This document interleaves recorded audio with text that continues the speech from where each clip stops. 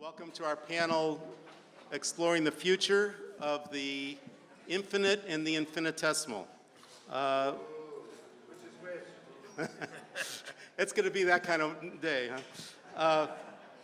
So looking forward 50 years ago, some of the things that we think of today would have been just science fiction. Remember well, you wouldn't remember, but the Dow Jones average was 785. Gas cost 32 cents a gallon. The average income was $6,900. We dialed phones and typed papers, both anachronisms now, anachronisms.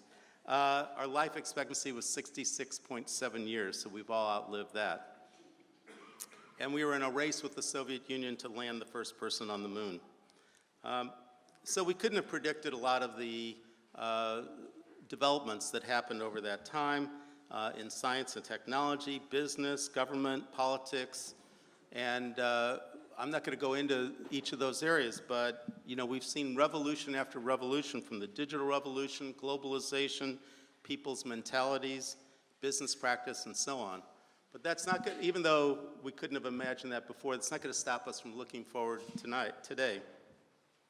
So we have, to do that, two very distinguished members of the class of '66, distinguished in that the college has bestowed honorary degrees on both of them.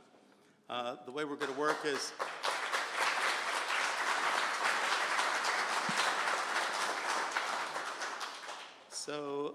what we'll do is have each present in their area for 20 minutes, and then the last 20 minutes have a conversation among us. Jeff Hoffman is professor of aeronautics and astronautics at MIT. As our classmates know, he was one of 3 Summa graduates from our class, from the college, got his doctorate in astrophysics from Harvard, and subsequently got a master's in material science from Rice. Most significantly, and why he's mostly here, is in 1978, he was selected as a NASA astronaut. And he's been part of 5 space missions. He's flown over 50 days, 21 million miles in space. No frequent flyer miles. No. That's not fair. So 50 years ago marked the first soft lunar landing in space. Much has happened since then, of course, but we'll start with Jeff giving us our own hitchhiker's guide to the galaxies, or at least the solar system.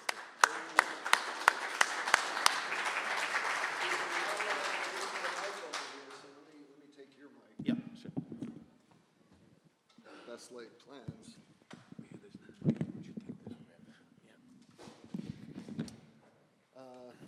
And I'm wondering if maybe we can dim the lights a little bit so that the slides come through better. So, as Charlie said, I made 5 flights on the space shuttle and for our class, but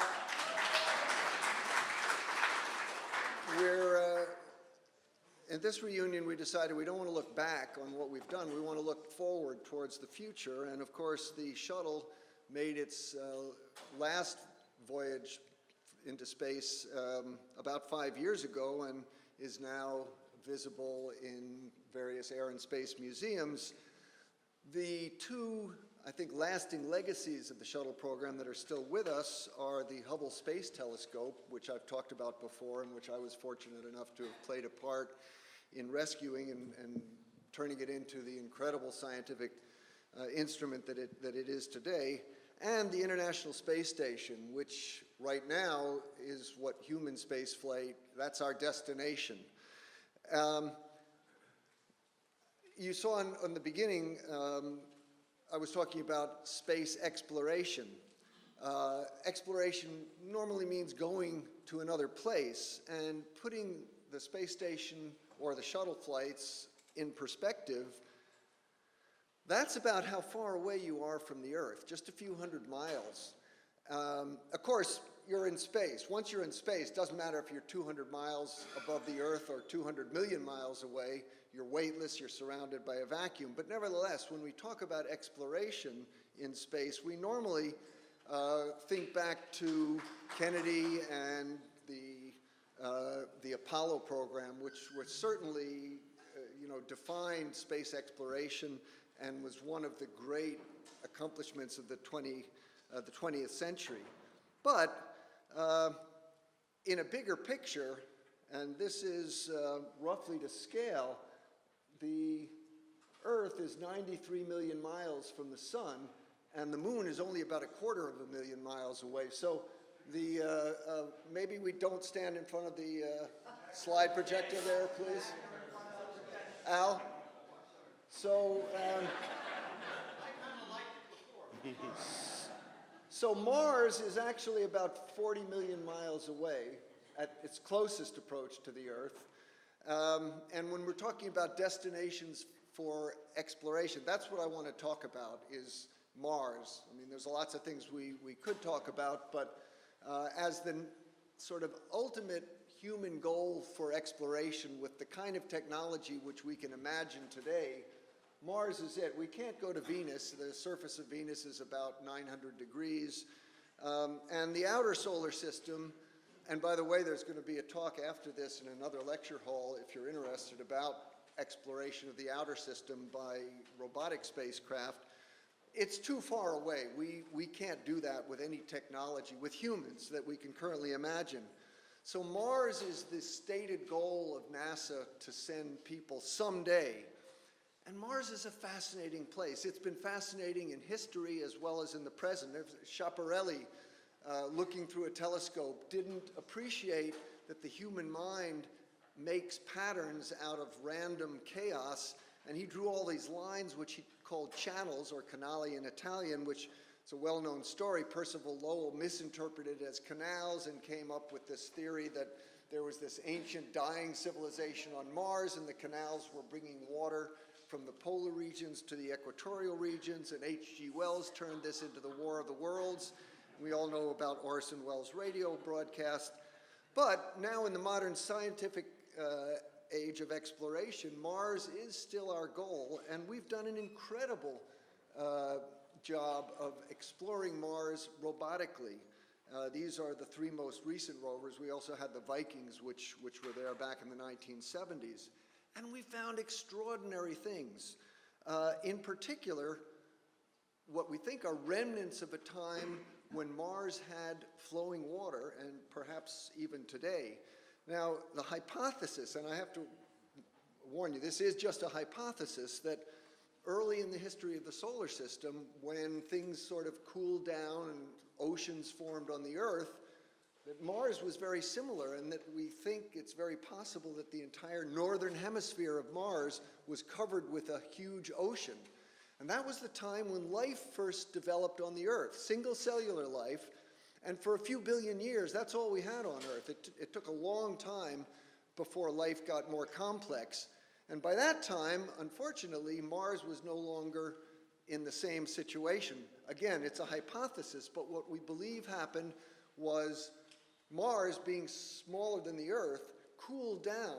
And so the liquid rotating iron core, which on Earth still maintains our magnetic field, solidified. Mars lost its magnetic field, and the solar wind then, which on the Earth is diverted by the magnetic field, instead impinged directly on Mars, swept away the atmosphere, and left Mars as the dry, what we think of as a lifeless desert, which it is today. But this is the Phoenix lander on Mars. You can see a scoop there, and what do you find when you just go a little bit underneath the surface? There's ice. And we've even more recently found evidence that there may be occasionally flowing liquid water right near the surface of Mars. And the fascinating thing is, every place on the Earth where we find liquid water, we find life. We've also found single-cell organisms way below the surface of the Earth, bacteria which have learned how to metabolize rock.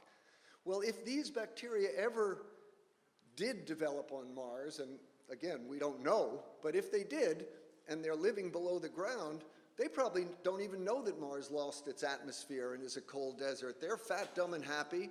And the thing is that our robots, the idea of trying to find fossils of single-cell organisms It's just beyond the capability of our robotic explorers. The chief scientist at NASA, Ellen Stofan, has said, if we really are going to find ancient evidence of life on Mars, or perhaps even living single-cell organisms deep below the surface, we have to send humans to do the exploring. So here's the question. How do we get from our robotic exploration to humans? Well, Matt Damon knew how to do it. And I assume from the reaction that most of you have seen The Martian. What you have to realize is, first of all, Mars does have a thin atmosphere still, but it's only about 1% of the density of the Earth's atmosphere, and it's about 95% carbon dioxide. We need oxygen to stay alive. But not only do we need oxygen to breathe, if Matt Damon and his colleagues wanted to get off the surface of Mars, and that's what it was all about, because ultimately you're going to want to leave, rendezvous with your ride back home to Earth, so you need an ascent vehicle. And here's the problem. What you see here, this is the descent vehicle, lots of propellant that you need to get from the Earth to Mars. I'll talk about that later. We've got to take that propellant with us. There's no other way about it, although, and I'll mention it just at the end, we might someday be able to get that propellant from the moon. That's another story. But the propellant that you need to get off the surface of Mars, well, that vehicle, we don't know exactly what it's going to look like, but it's probably going to have a mass of about 50 tons, okay, and roughly 80% of that is going to be propellant, oxygen, and then some sort of fuel, either methane or hydrogen. But oxygen is about 75% of the mass, so that means you're going to need on the order of 30 tons of oxygen to get yourself off the surface of Mars and get back to your ride home to Earth. Well, here's the deal. If you launch something from the surface of the Earth into low Earth orbit, and now you want to get to Mars and land on the surface of Mars, to put 1 ton of anything on the surface of Mars, you need about 15 tons of propellant in low Earth orbit. Right now, it costs, that means if 30 tons of oxygen on the surface of Mars, if you bring it from the Earth, you have to put 450 tons of propellant in Earth orbit just to get that 1 ton to the surface of Mars. Right now, it costs about $10,000 to put 1 kilogram into orbit. So 450 tons would cost about $4.5 billion, and that's just to get the oxygen there. So I think you're getting some sort of an idea of why going to Mars with our current technology would be so expensive. Well, there's a lot of stuff that we're going to have to bring from the Earth, but what I want to talk about now is the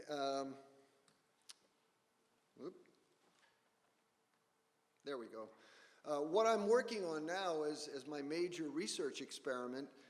It's called MOXIE, which is an acronym. Some of you might remember the drink or the expression, but Mars Oxygen ISRU experiment, and ISRU is in situ, which means locally, using local resources. And so what we intend to do is to produce oxygen on the surface of Mars using local Mars resources. And that could save an enormous amount of money. How do we do it? Well, either in high school or maybe here in Amherst Chemistry, probably everybody has electrolyzed water, right? You put in a couple of electrodes, you run electric current through it, and out the H2O is split into hydrogen and oxygen. Turns out you can do that with carbon dioxide. It's a lot more complicated, but that's what our experiment is going to do. It will fly to Mars on the rover, Mars 2020 rover, it will be launched hopefully in July of 2020, get to Mars in February of 2021, just in time for our 55th reunion, actually. And it will be very similar to the Curiosity rover, which is currently on Mars, landed by this sky crane, It's about 1 cubic foot, the actual experiment, and it will ride inside the rover here. This, I'm not going to go into detail here, but this is basically what the unit, the heart of the system. It's not, the carbon dioxide is not liquid, it's a gas. We run it through this complex system. Just to give you an idea of the complexity, I mean, here's the chemical reaction. You can't let the reaction go too far, because if you do, you'll start splitting the carbon monoxide. You'll get a little more oxygen, but you'll also get a lot of carbon, which will then deposit on the apparatus and basically kill the whole thing. But if you don't make enough oxygen and you have too much carbon dioxide running through it, it will electrolyze the nickel catalyst, and it's a very complicated chemical reaction. I wish I had studied more chemistry here at Amherst, because this is all chemistry. Anyway, it's a very delicate thing that we're trying to do. This is an overview of what we'll be putting on the surface of Mars. First of all, we have to have a very sophisticated pump that will take the 1% of the Earth's pressure atmosphere on Mars. Don't stand in front of the slide projector, please. And basically pump that up to 1 Earth atmosphere. This is the pump housing. It will then go into this electrolysis unit.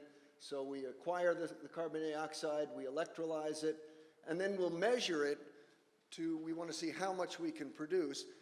This is a demonstration.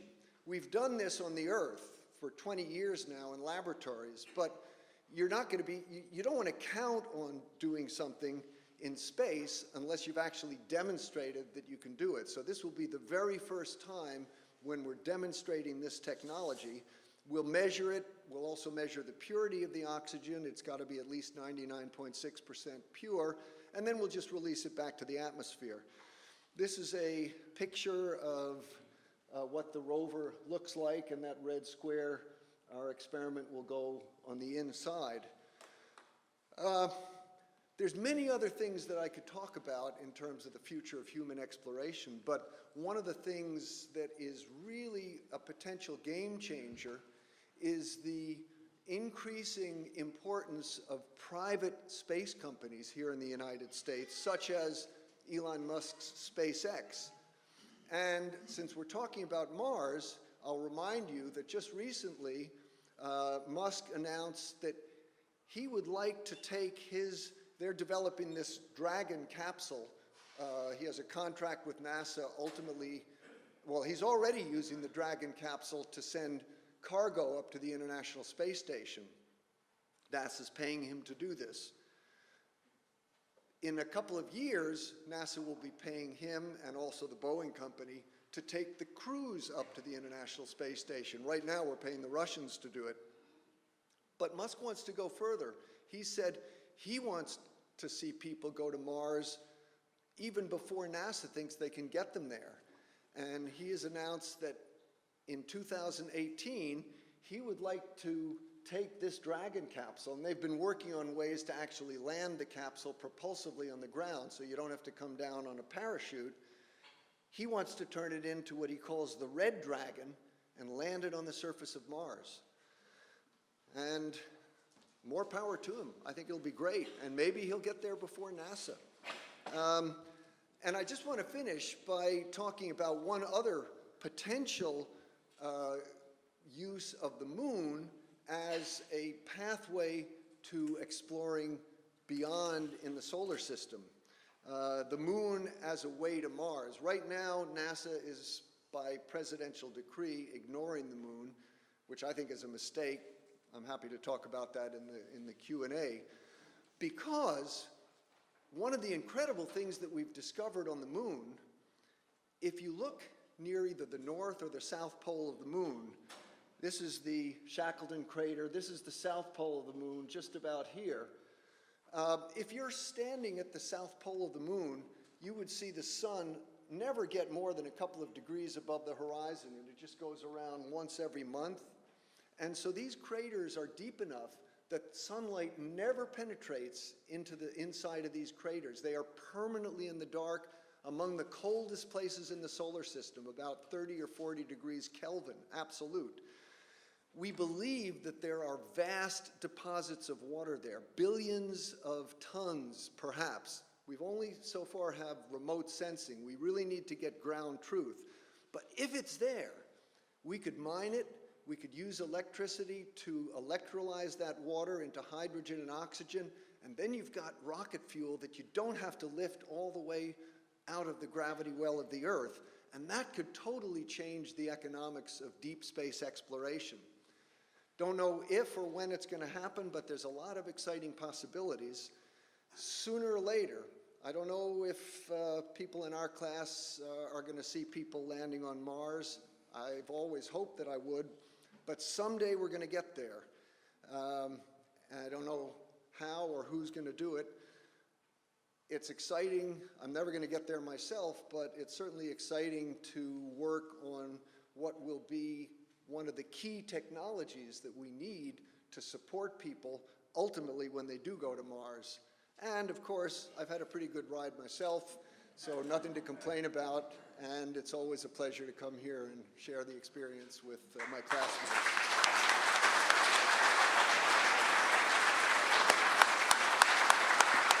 Thanks, Jeff.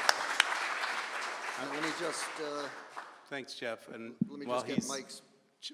changing the slides, I'm glad you brought up H.G. Wells and War of the Worlds, because remember that those invincible attackers to the Earth. And what was it that finally brought them down? The microbes. So That's right. we turn to the world of the infinitesimal. Mike Merson is the founding director of the Duke Global Health Institute. He's the Wolfgang Jocklick Professor of Global Health, and he's Vice Chancellor. He holds a medical degree from SUNY and interned at Johns Hopkins. He began his career in enteric diseases at the Center for Disease Control, researched in Bangladesh. When Jeff was joining NASA, Mike was joining the World Health Organization, and he led their diarrheal diseases control program and many other activities at the WHO, including directorships on the acute respiratory infections control and the global program on AIDS. So he basically coordinated the world's response to HIV/AIDS pandemic. In 1985, he joined the Yale faculty, and he became Dean of Public Health and Chair of the Department of Epidemiology and Public Health. The president of Duke came from Yale, and one of the things that he did was bring Mike with him to start this new center at Yale. Mike's written over 175 scholarly articles, written the leading textbook. He's been recognized by many people, including our college, as I mentioned. He advises the Global Fund, the World Economic Forum, the Gates Foundation, including, he's gotten many awards, including for Distinguished Government Service. Mike, I saw an interview of him, and he likes to talk about his basketball days at Amherst. He was captain of the Amherst basketball team, but freshman year, we were not allowed to be on those days, most people here know, weren't allowed to be on the varsity, so Mike was on the freshman team, and again, he thinks he did really well, but I remember our late respected and beloved classmate Ken Howard one day coming into my room, putting his big feet on the chair and saying, "Charlie, I think the Amherst freshman basketball team would be 100% better if I were on the floor alone." Now, he was probably right, but Mike, you have the floor alone. Thank you.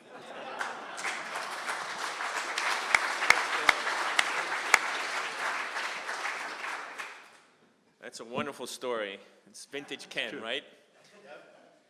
Thank you very much. Following Jeff is tough. He's a real hero of our country, and just proud to be on the podium with you and to share this session. I have to be honest and say it's been 50 years. I was here once, as you heard. I was blessed to get an honorary degree. It's the only visit I've made. It's my first reunion. My life took me all over the world and just couldn't get back till today, and I really am grateful for this opportunity to speak. I was also very fortunate that when I left, soon after I left, Amherst, this field of global health became a hot topic. A lot to do with the Gates Foundation, Melinda Gates and Bill Gates, who have put billions of dollars into this field and other developments. But so I was very fortunate. Global health allows one to integrate one's health interest with all of the reasons why we get ill and how we can prevent illness and how we can treat illness with equity. I'm supposed to give you in 20 minutes the future of health on Earth. I'm going to do my best. I'm going to use slides and go a little quickly, but I'm going to start by reminding us where we were and just show you how hard it is to predict the future. So here we are in 1966. I'm sure you recognize those various photos. And then let's think about very quickly what have been the real unexpected developments in global health between our graduation and today. And I'm just going to name a few. You can see here that the cause of illness, when we graduated, the non-communicable diseases, think of cancer, heart disease, lung disease, kidney disease, represented only 40% of global mortality. Today it's up to 66%. So the main killers today, more and more, are less infectious disease and more chronic disease. And you can see here, as Charlie mentioned, our lifespan when we graduated was, in the United States, was 70. It's now 79. Worldwide, it's gone from 57 to 63. Why are we living longer? Well, we're living longer because we've been able to deal with a lot of the infectious diseases, but the chronic diseases are a problem because of urbanization. Look at Bangalore riding a bike to today's cars. Urbanization, industrialization. Look at Beijing on the left today, on a typical day when you land, in a rare day when it's clear. This is all the pollution we're dealing with today. We've also McDonaldized or globalized. When we graduated, the McDonald's had sold 1 billion hamburgers. Today, they've sold 270 billion hamburgers in over 100 countries. It was only 3 countries when we graduated. So we've become a world that's much more challenged by the chronic diseases. But secondly, we faced a pandemic that no one would have dreamed would have happened in 1981, the AIDS pandemic. Till today, 70 million people infected, 35 million people died. It all started with 5 gay men who got pneumonia in Los Angeles, and that led off to an incredible pandemic around the world, every country affected, primarily transmitted sexually. But the great thing that happened with AIDS, you could see on the left, a typical African patient, but what happened within 20 years, we discovered drugs, triple therapy that could not necessarily cure AIDS, but keep people alive forever. And these drugs initially cost $15,000 a year. Now they cost only about $100 a year, and we have 18 million people around the world living with AIDS and living healthy with AIDS on these drugs. Another thing that happened was that we eradicated smallpox in the last 50 years. In 1980, the event happened when we were in school. When we graduated, there were 15 million cases of smallpox a year, with 1.5 to 2 million people dying. 1980, the disease has been gone. You all got vaccinated. Your children have not, and certainly your grandchildren have not. We also, if you remember, I took Hexter's course in genetics, and he taught me about Watson and Crick, and we just had discovered about DNA. Well, sure enough, by the 1980s, 1990s, we were able to use this genetic information to identify genes for breast cancer, the BRCA gene 1 and 2, which if you have as a woman, it's a big risk. Most women with those genes would have a mastectomy. We also have used these genes to treat specific drugs. If you have the HER2 gene, then you can take a drug which will attack the receptor of that gene. So we've used our genetic knowledge in the last 50 years. And then, of course, the great discovery of a magnetic resonance imaging, MRI. And if I asked how many in this audience have had MRIs, I suspect most of you would put your hands up. And this is an incredible discovery. It was just a magnet and radio waves. And with that, we've been able to diagnose and treat many, many diseases. So we've had a great run in the last 50 years. Of course, the most disruptive innovation in global health has been I won't say iPhone, I'll say mobile phone. And I will say to you that if you want to guess how many people on Earth have these phones, about 4.5 billion right now have these phones all over the world. We look at our iPhone, I'll say iPhone, 150 times a day on average, the average American. So that just gives you a sense of how disruptive this technology is, and I'll come to this in a minute and show you what it means for the future. So that's the last 50 years. Now I'm going to try to predict very hard the next 50 years. I'm going to give you 6 predictions. One is that the chronic diseases are going to get more. We're going to go from 66% to 74% of global mortality. That's not surprising. As we get older, we're going to get more people with these chronic diseases. But I want to point out to you the 2 biggest factors that are going to determine how sick people are with these chronic diseases, when they get sick, and how sick they will be. And these are the 2 big challenges we face in global health in terms of prevention. This is tobacco smoking and obesity.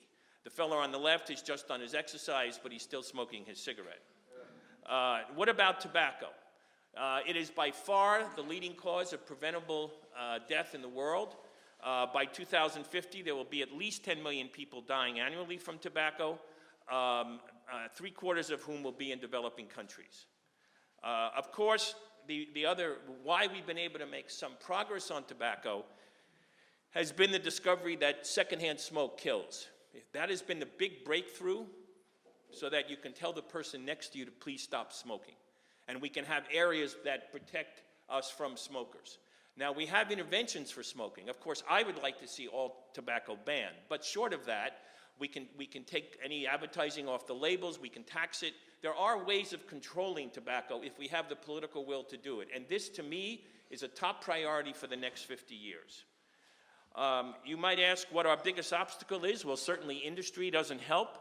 Right now, it's projected that by 2025, certainly industry will make even more tobacco than it does now. Right now, it's not really clear how much they make, but maybe it's about 5.5 billion sticks a year. That's 1,000 sticks per person. That's the toughest challenge we face in the future, is our tobacco industry. Now, what about obesity? Currently, nearly 30% of the world population is overweight or obese. That's more than twice the number that are malnourished. By 2030, if things stay the way they are, more than half the world's adult population will be overweight or obese. That's a frightening number, but it's a reality. And one of the sad consequences of obesity, which we're seeing more and more of today, is diabetes. You can see it's projected that we're going to have a big increase in the amount of 55% increase by 2025 of people with diabetes. And it's really worldwide. Roughly 10 to 15% of the world will have diabetes if we don't address this issue. It's much tougher than tobacco. There isn't a single 2 or 3 things we can do. There's a whole bunch of things we need to do: labeling of food, marketing, portion size, and of course, we need to try to not let our kids get obese. You know, I was a member of the Clean Plate Club when I was a child, and that's not a good club to be a member of. Okay, so one area, that's the chronic disease. Second, let's talk about the infectious diseases. So this is what we call emerging infections. It's all over the news. This slide just shows you, and please don't try to memorize, but these are all the different organisms in the last 30 years that have been discovered or rediscovered as cause of disease. They're all infectious, and this is an area that's gained a lot. The press love this. Let's look at the most recent ones. Zika virus, I'm sure you are worried about Zika if you're going to the Olympics. SARS, cholera came into Haiti and Zimbabwe. Ebola, you remember, in West Africa. Chikungunya, which is really a problem in this hemisphere. And of course, MERS, the Middle East syndrome. These are all some of these new viruses that you hear about all the time. Now, what's going on here is basically, to simplify this for you, one of 3 things. We're getting mutations of organisms in another species, like a chicken, and then it can infect humans. It's a mutation. Second thing that can happen is an organism can be more adaptable in a mosquito vector. And they were seeing that with chikungunya and Zika, with the Aedes aegypti mosquito. Or it can be introduction of an organism into a new environment like Ebola. Ebola came into West Africa for the first time into an urban area. It had always been in a rural area, and that's why we had so many infections, particularly in hospitals. So this is a field that we call One Health. It's a fascinating field in global health. It's going to take off more and more because of what these new organisms that occur. It's really understanding the relationship between animals, mosquitoes, and the environment and humans. It's a complex interaction that occurs all over the world, and this is what's driving these new infections. What's next? I have no idea. It could be the pig, it could be the monkey, it could be the mosquito, it could be the chicken or the civet or the bat. The bat is the reservoir for a lot of these viruses. We don't know. 1/6 of all mammals on Earth are bats, and they carry a lot of these viruses and are the reservoir for some of them. So that's our second challenge.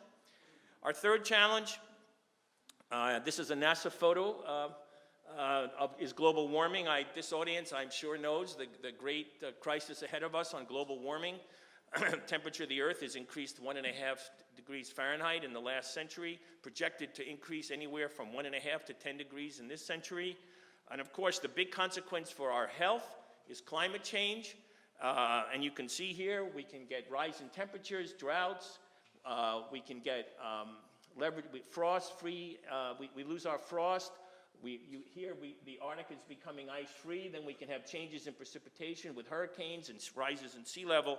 And I don't have time to go into all this, but climate change has enormous implications for health. Storms, drought, flooding, and heat waves, extreme heat, air pollution, water and food supply damage, and ecological change, leading to mental illness, undernutrition, allergies, cardiovascular disease, infectious disease, injuries, respiratory diseases, and even civil conflict. So a real crisis ahead on climate change. You all know we've got to green the earth, and this is not easy, but it's going to be a big challenge for our future. Number 4 is the refugee crisis. I'm only going to mention this briefly. Right now, there are 19.5 million refugees and 59.5 million displaced persons worldwide, and this number is increasing and increasing. And these create major crises around the world in terms of health. Some of the most prominent humanitarian crises, of course, the one in Syria now, 12 million, half the country has either left the country, refugee, or is internally displaced. But of course, we had the Haiti earthquake, the hurricane in Katrina, and we had the Indian Ocean tsunami about 10, 12 years ago. These are catastrophic events, and they really impact on health. They can lead to malnutrition, lack of psychosocial support. You can't really do disease surveillance. You get these new emerging diseases that I just talked about, and you don't vaccinate your children. So that's an area that is quite worrisome and, of course, has strong political dimensions. Okay, the fifth area, which, of course, I know is of interest to all of us, is the idea that we're all going to get in the next 50 years good health care, universal health care. Easier said than done. But of course, a lot of our healthcare in the whole world today is going to come from the mobile phone. Travel to almost any African country today, and you will see healthcare being delivered by the mobile phone. Here you see a picture from West Africa where the patient is getting on the iPhone information about her blood work and about her vaccinations. Not only that, soon we will be using cell phones to take blood. You can just prick your finger, put your blood on the iPhone, and you will get a reading if you're diabetic or anemic or any other kind of test that's easily measured in the blood. Another future in our healthcare is going to be drones. This is an early experiment using drones in Rwanda, a company in Rwanda that's delivering blood and delivering vaccines to remote areas 20 times faster, over mountains in particular. Nepal, this is popular, using drones. We're going to be using drones a lot more in healthcare. This is Spock. You remember, this is a real story that Spock came up with an instrument that he was going to use to diagnose the Captain Kirk here, and it turns out it's true. We're now making an instrument. Many companies are making instruments that can diagnose different ailments and make a diagnosis right on the spot just by your breath or by touching your skin. These are fascinating technologies that are being developed now for diagnosis of many different ailments. Soon we'll be using nanotechnology. These are using tiny molecular robots that work at the cellular level, to destroy bacteria and other pathogens, carry oxygen, create blood clots for wounds, repair cells, and deliver drugs. It's tiny, tiny nanotechnology. Some of you may have seen the recent 60 Minutes piece from Duke on using poliovirus to treat cancer, brain cancer. This is an enormous breakthrough. There are numerous breakthroughs now with cancer. This is just one example. You put the poliovirus, attenuated poliovirus in the brain, you get an antibody response to that poliovirus, which actually destroys the cancer cell. And if you didn't see the piece on 60 Minutes, it's a remarkable progress we're making, among other, in treating cancer. So lastly, let's talk about our future, really the future. So this is, the Queen still rides the horses. She still rides her horses, and she says she's still 60. So the 90 is the new 60. And what does that mean for us? And I think the interesting question down the road is, can we live to be 125 years old? That may sound crazy, but life expectancy is now increasing 6 to 7 hours a day. Functionally, it's increasing faster than the calendar life expectancy, and an 11-year-old today might live to 120 and work until 100. I know that sounds a little far-fetched, but there are some compounds, drugs that are being tried right now. This drug metformin, which is used to treat diabetes, is one possibility. It prolongs the cells, and there are some early experiments now using metformin. One good thing is we don't have, old people, because we get older, we're afraid to drive. We're not going to have to worry about that in a few years. Google and a number of other companies are making cars that will just take us wherever we want to go. That'll make it much easier for us to get around. And so this is not remote. So here's the woman who is the oldest person on the planet that we know of. She was the only person alive that was born in the 1800s. Her name is Emma Marino. She lives in Italy. She's 116 years old, and I just read an article where she said the reason how she lived to 116 were three. She liked her brandy every day. She liked the raw eggs she had for breakfast, and about 70 years ago, she decided to get rid of her husband. So there is a future.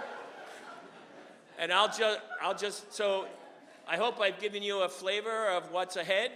And I'll finish with Dylan Thomas. Do not go gentle into that good night. Rage, rage against the dying of the light. Thank you.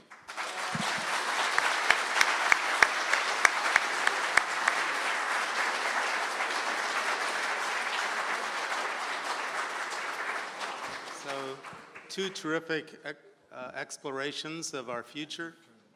Yeah, we can turn the lights on now. Somebody. Thank you. So we've got about 20 minutes.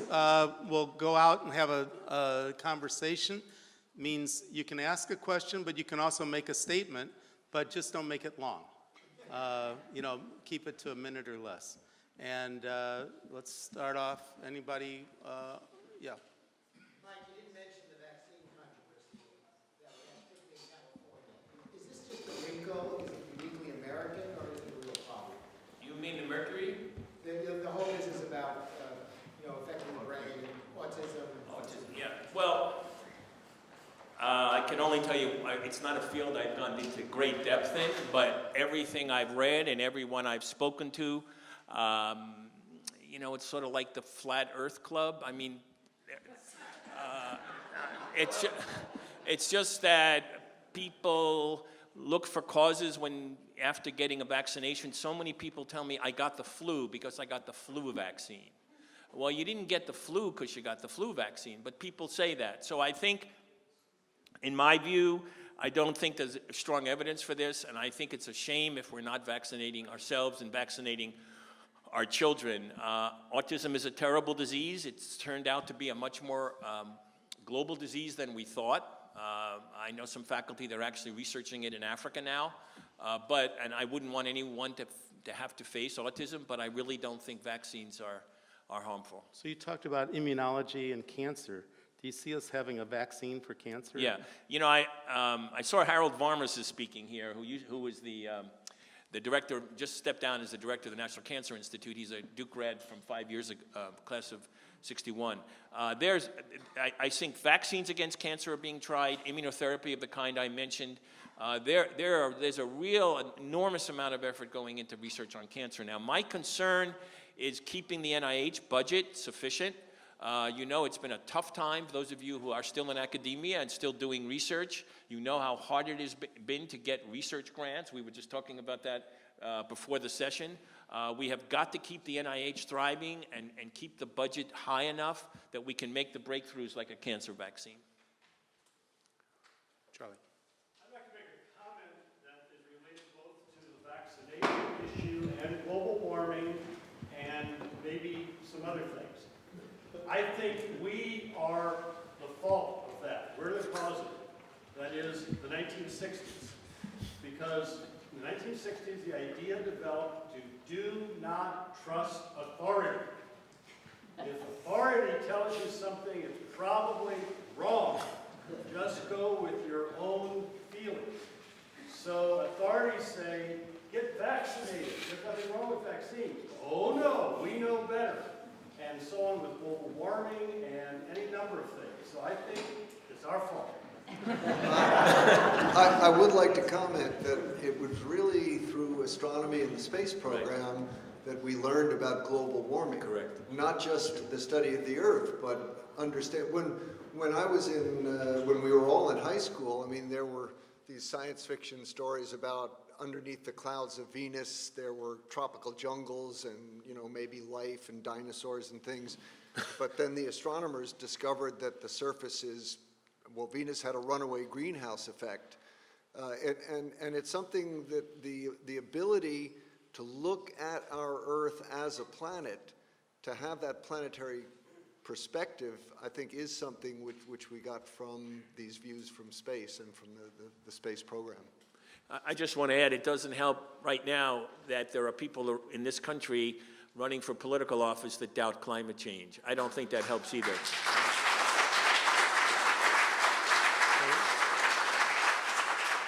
Oh, you do? Okay, Tony. Good. Mike spent a great deal of time, wonderful time, scaring the hell out of us about medical things. But there are a parallel group of statistics that are political and financial that go with what Michael said.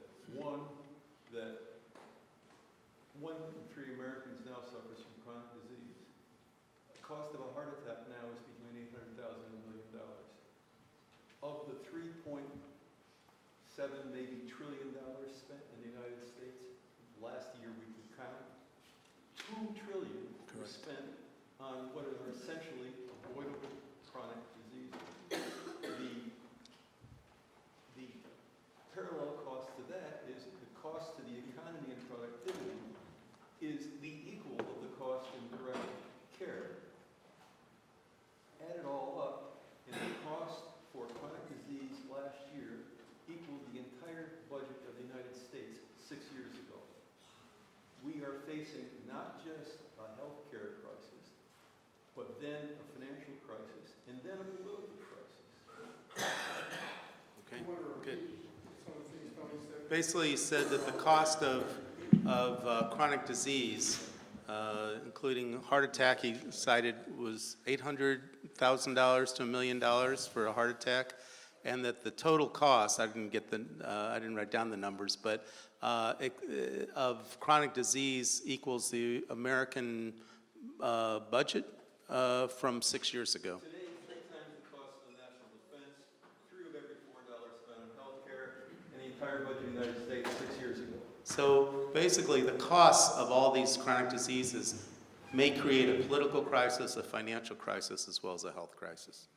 Let's get over there. Yes. I have a quick question. One of the things that you didn't address was antibiotic resistance, and I think I heard something on the news recently about the fact that there is now a microbe out there that is not Correct. responding. My question is twofold. One, does it matter, given where we're going with nanotechnology? And two, if it does, what do we do? So this is a really, I couldn't, in 20 minutes, I thought about adding this, but it would have been hard. There's a study done a year ago in Nature that showed 300 million deaths could occur as a result of antibiotic resistance over the next century, this century. But the difference in this organism now that you've described is the first case in the US of an infection that's no antibiotic worked. And that is very frightening. There's not an answer immediately for this organism. Obviously, we need to get industry interested in making antibiotics. The problem has been that it's not been a very lucrative field for industry to make a lot of. We've had like 6 new antibiotics in the last 2 or 3 decades. The most important thing, though, right now we can do is, and this is starting to happen in this country, it's happening around the world, is to regulate, not so much regulate, but have systems for proper use of antibiotics. 1/3 of all children with ear infections or routine infections get antibiotics they don't need. So the reason why we have this antibiotic resistance crisis is the overuse of antibiotics. And Also, in animals as and I was well. going to say, right. Jeff just said, a big issue also has been in animals. You know, now you can go and buy poultry that has not been treated with antibiotics. Well, I remember when I was in medical school, we were saying stop using these antibiotics on poultry. So although we don't have an immediate answer for that problem, let's hope that organism doesn't spread a lot, which would be frightening. We certainly can do something to limit the use of antibiotics. Okay, let's go up there. One of the things that you were talking about, the nanotechnology, one of the things I've been reading about a few years ago were, I guess, essentially bioprinters, the idea of being able to transmit electronically the recipe for constituents of a vaccine or something and being able to print them out in another location around the world.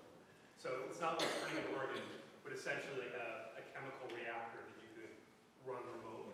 Kind of 3D printing for Yeah, well, medical- 3D printing, certainly. But not just physical 3D printing, but used for actually, transmitting the recipe for a vaccine. Okay, that's interesting. And what? And it's like not anywhere as sophisticated as even the early level 3D printing. Okay, okay. But the idea of being able to use that, plus being able to do personalized medicine, Yep. plus being able to decentralize the analysis and treatment of individuals. So So as opposed to having like the mainframe model of medicine like we have now, where everything is centralized in terms of means of production, having 50 years or 60 years from now, being able to have things much more decentralized and work closer to the actual patient. So a brief comment on that. The personalized medicine is a very hot topic right now, but the truth is that most of our ailments are controlled by multiple genes. And knowing all about your human genome, your particular human genome, I'm not sure how, you could scare the heck out of you. I'm not sure how much we would do differently in terms of prevention and treatment. But I do think where we can find specific genes that we can target with our therapies and in our prevention with vaccines, it would be great. But I'm not being negative to it. I just wanted to have a word of caution. Well, even not, particular to your own gene, but like one of the biggest issues in medicine, I think, still is compliance, right? Yes. So if you're taking lots of different medications, making sure that everyone takes it on time and takes the right amount and doesn't forget, and being able to essentially, create medicines, 30 or 40 or 50 years from now, which essentially has everything we need. Okay. And what about genetic engineering? Are you looking at that as a possibility? Sure. I mean, a lot of the pharmaceutical industry right now would love to target as much as possible. I mean, the best use of our genetics right now, I gave the example of breast cancer. The best example of the use of our genetics is targeting of therapy. If we can target genes and with specific drugs, we have a great promise, as we've seen with breast cancer. Do you see designer babies or? Yeah, I almost had a slide on designer babies. It's a little frightening, but there is talk of designer Let me babies. say something also about there is a space connection with the genetics, because I was talking about the potential search for life on Mars. If we did find another life form, then there's this fascinating question, does it have the same type of genetic code? Yep. I mean, when we really think about our knowledge of biology, compared to physics and chemistry, we can look with our telescopes to the far reaches of the universe, and the laws of physics and chemistry seem to be pretty much universal. Biology, we don't have a clue, because we only have one life form to study. True. You try to understand the principles of universal linguistics when you only speak one language, and you can't do it. So if we could find another life form, our understanding of the basis of biology would multiply infinitely. Good, Paul? Somehow I managed to ace physics 1, 2, and relativity, and hit my ceiling out. So, Jeff, I've never understood, and maybe you can help me. Is there any way humans are ever going to get outside our solar system and beyond that into anywhere in our galaxy, or is we're so limited from a variety of factors, we're never going to, Mars is about it. Well, I often tell my students, if anybody can figure out how to do warp drive, NASA has a job for you. You know, I never like to say that something is impossible because we base it on our current understanding of physics.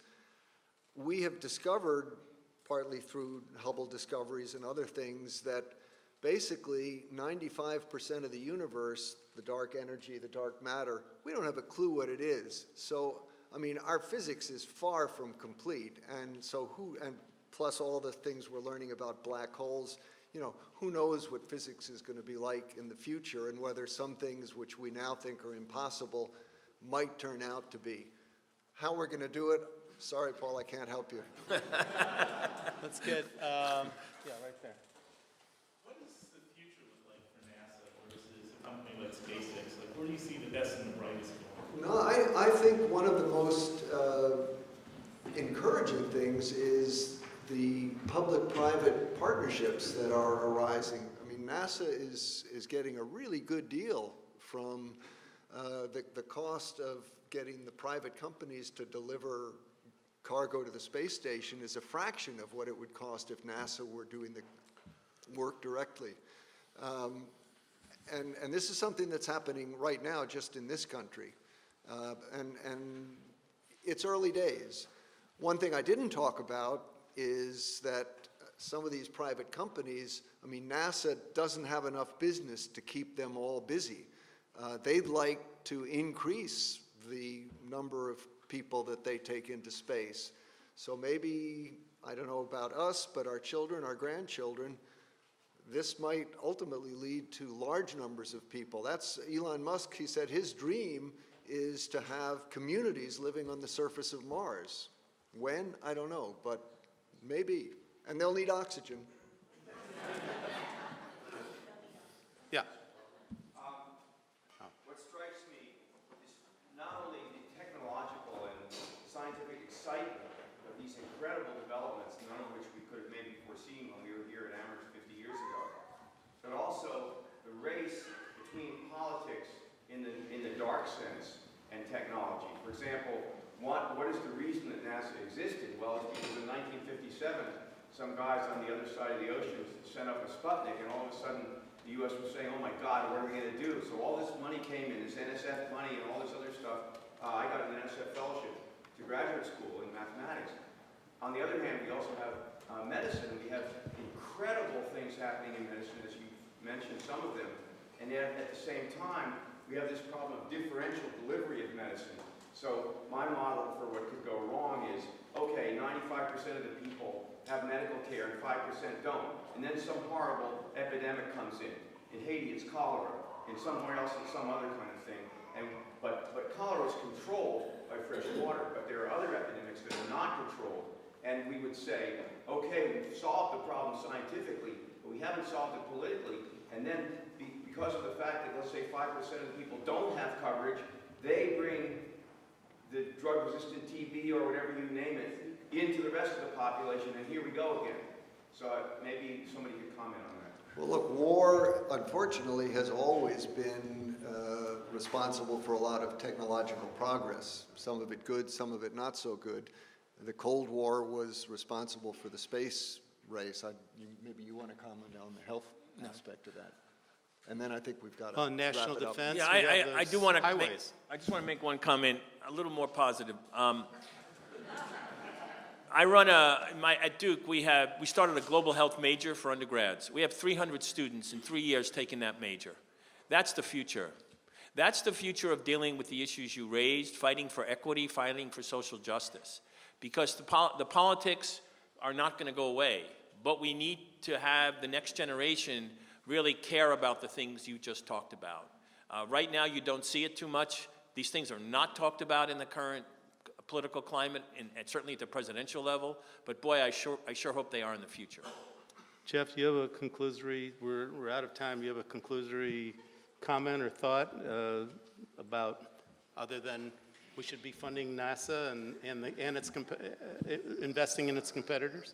Well, I mean, NASA as a government organization doesn't have competitors, and don't think of the private industry as being competitors. As I said, I think one of the most exciting things to look forward to, and I can't tell you how it's going to turn out because it's early days, so maybe 5 or 10 years from now we'll get together and we'll have a retrospective look, but there's a lot of exciting possibilities going on, and I hope some of them come to fruition. Great. Mike, any other comments? No, just I just want to thank you all for being here and letting us share with you our experiences, and let's work together to have a healthier Earth and a healthier space. So thank you.